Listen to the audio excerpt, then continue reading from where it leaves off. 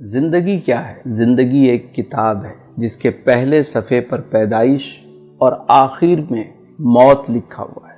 بیچ کے جتنے صفحات ہیں وہ سارے خالی ہیں، آپ جو چاہیں لکھیں، لیکن لکھتے وقت یہ ضرور سوچیں کہ جب احکم الحاکمین کے سامنے یہ کتاب کھولی جائے تو آپ کو شرمندگی نہ ہو۔ مولانا روم علیہ الرحمہ نے ایک بڑا خوبصورت واقعہ لکھا۔ آپ فرماتے ہیں کہ ایک شخص کو ایک قیمتی ہیرا ملا، انمول ہیرا۔ وہ اسے لے کر جوہری کے پاس گیا اور کہا اس کی قیمت کیا ہوگی؟ تو جوہری نے اسے دیکھا تو کہا کہ میں اپنی پوری دکان بھی دے دوں تو اس کی قیمت ادا نہیں ہو سکتی، اس پورے سرافہ بازار میں کوئی بھی اس کی قیمت نہیں دے سکتا۔ تم ایک کام کرو، اس کو لے کر بادشاہ وقت کے پاس جاؤ، ہو سکتا ہے وہ اس کی قیمت دے دے۔ وہ شخص وہ ہیرا لے کر بادشاہ کے پاس گیا۔ بادشاہ نے جب اسے دیکھا تو وزیر سے پوچھا اس کی مالیت کیا ہے؟ بادشاہ کو بتایا گیا بادشاہ سلامت اگر ہم اپنا تخت و تاج بھی دے دیں تو اس کی قیمت ادا نہیں ہو سکتی، یہ ایک انمول ہیرا ہے۔ بادشاہ نے کہا بھائی کسی قیمت پہ بھی مجھے چاہیے۔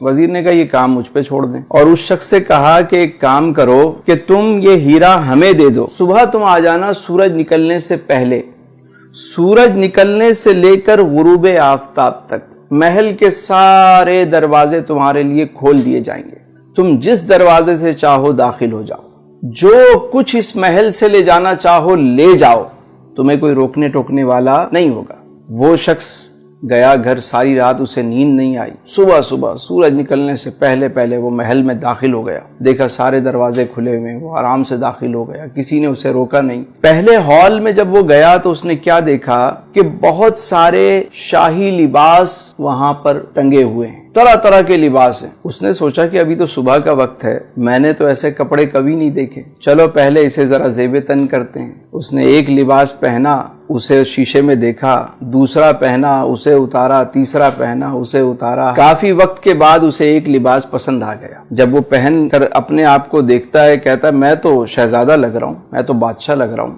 اب وہ آگے چلا، آگے جب گیا تو وزیر موصوف نے کیا کیا، دوسرے ہال میں طرح طرح کے شاہی کھانے چنے ہوئے، دسترخوان لگا ہوا ہے اور تازہ کھانے پکا کے رکھے گئے ہیں، خوشبو آ رہی ہے۔ اب یہ شخص پوری رات کا جاگا ہوا، بھوک سے اس کا برا حال تھا۔ اس نے جب ایسے کھانے دیکھے تو اس کی بھوک اور بڑھ گئی، ایک کھانے پہ ٹوٹ پڑا، کبھی اسے کھا رہا ہے، کبھی اسے کھا رہا ہے، کبھی اسے۔ جب اس نے سیر ہو کر کھایا، شکم سیری ہو گئی، تو پھر یہ آگے چلا۔ اگلے ہال میں کیا منظر دیکھتا ہے کہ وہاں شاہی بستر لگا ہوا ہے، کنیزیں جو ہیں وہ پنکھے لے کر کھڑی ہوئی۔ اس نے سوچا کہ ابھی تو صبح کا وقت ہے، ابھی تو بہت وقت پڑا ہوا ہے، کیوں نہ میں تھوڑی دیر آرام کر لوں۔ یہ شاہی بستر پر لیٹتا ہے، کنیزیں پنکھا جلتی ہیں، اور یہ جو پوری رات کا جاگا ہوا، پیٹ بھر کے کھانا کھایا ہوا، اب جب یہ سویا تو اللہ طول اچانک اس کی آنکھ کھلی تو دیکھا کہ دربان اس کو اٹھا رہے ہیں۔ جیسے ہی اس کی آنکھ کھلی انہوں نے کہا بھائی وقت ختم ہو گیا، سورج غروب ہو گیا،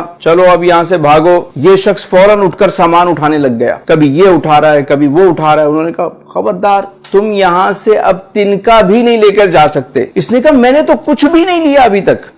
تمہاری مرضی، وقت ختم ہو گیا۔ اٹھا کے اس کو محل سے باہر پھینک دیا۔ مولانا روم فرماتے ہیں کہ جس طرح اس شخص کو قیمتی ہیرا ملا، انمول ہیرا، اور اس نے اسے ضائع کر دیا۔ اگر وہ چاہتا تو سارا دن بجائے اچھے لباس پہننے کے، اچھے کھانے کھانے کے، ایک معقول لباس پہن لیتا، مختصر سا کھانا کھا لیتا اور آرام کی قربانی دے دیتا، اور وہ سامان اٹھا کے باہر رکھتا رہتا۔ جب شام کو وہاں سے نکالا جاتا تو اس کا اپنا محل تیار ہو چکا ہوتا، لیکن اس نے اپنے انمول ہیرے کو ضائع کر دیا۔ اسی طرح ہم دنیا میں آئے ہیں تو یہاں پہ ہم اچھے لباس، سوٹڈ بوٹڈ، بس ہمارا مرنا جینا جو ہے وہ بس لباس پہ ہے۔ کچھ زندہ رہنے کے لیے کھاتے ہیں اور کچھ کھانے کے لیے زندہ رہتے ہیں، مقصد ہی کھانا ہے، کھائے جا رہے ہیں، اور اس کے بعد سونے میں وقت ضائع ہو جاتا ہے۔ یاد رکھیے جب موت کا وقت آتا ہے نا تو انسان کہتا ہے کہ مجھے تھوڑی سی مہلت دے دو، میں 2 رکعت نفل ادا کر لوں۔ اے فرشتوں مجھے کچھ موقع دو کہ میں 1 مرتبہ سبحان اللہ کہوں،